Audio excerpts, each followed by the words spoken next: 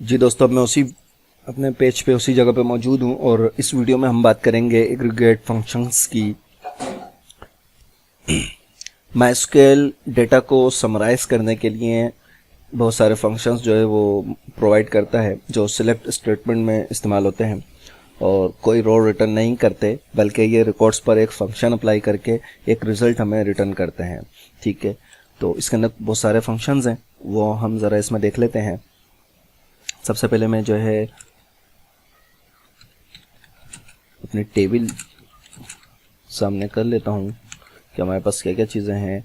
अब ये टेबल हमारी आ गई है। इसके अंदर सबसे पहले हम करते हैं सिलेक्ट, और सिलेक्ट सम का फंक्शन हमने यहाँ इस्तेमाल किया और यहाँ हम इसको बता रहे हैं फ्रॉम रिज़ल्ट। हम किसको कह रहे हैं कि सिलेक्ट करो, ये फंक्शन दिया है, फ्रॉम रिज़ल्ट में से इस फंक्शन का काम करो। यहाँ सम में हम जिस कॉलम को सम करना चाहते हैं उस कॉलम का नाम इस फंक्शन के पैरेंथेसिस के अंदर जो है वो हमें देना होगा। इसको हम चलाएं तो ये देखिए इसने हमें जो है वो मार्क्स का जो कॉलम था उस कॉलम के तमाम नंबरात सम करके जो है 597 इसने हमें रिज़ल्ट प्रोवाइड कर दिया है। ठीक है, इसी तरीके से इसके अंदर हम एक जो है वो ये फंक्शन मैक्स का जो है वो इस्तेमाल कर सकते हैं।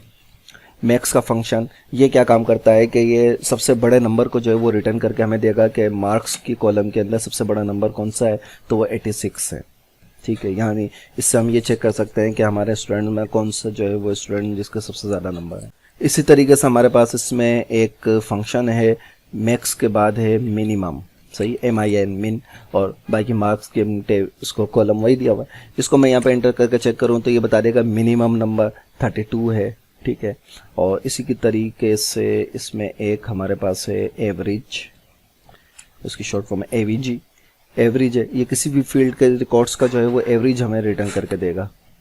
ये देखिए इसने मार्क्स का जो कॉलम है उसका इसने एवरेज निकाल के हमें दे दिया है। और सेम यही चीज़ हमारे पास एक है काउंट की, तो ये यहाँ पे काउंट क्या करेगा इसको चेक करते हैं। काउंट क्या कर रहा है कि हमें टोटल नंबर हमें निकाल के दे रहा है कि हमारे पास कितने स्टूडेंट हैं, यानी मार्क्स के अंदर कितनी वैल्यूज़ हैं उसके अंदर। तो हमारे पास 9 रिकॉर्ड उसके अंदर मौजूद है, रिकॉर्ड की तादाद ये हमें बता रहा है। ठीक है, तो ये तो होगा कुछ मैथमेटिकल फंक्शंस। अब अगली वीडियो में हम जो है इसके कुछ टेक्स्ट के फंक्शन होते हैं उसके ऊपर बात करेंगे।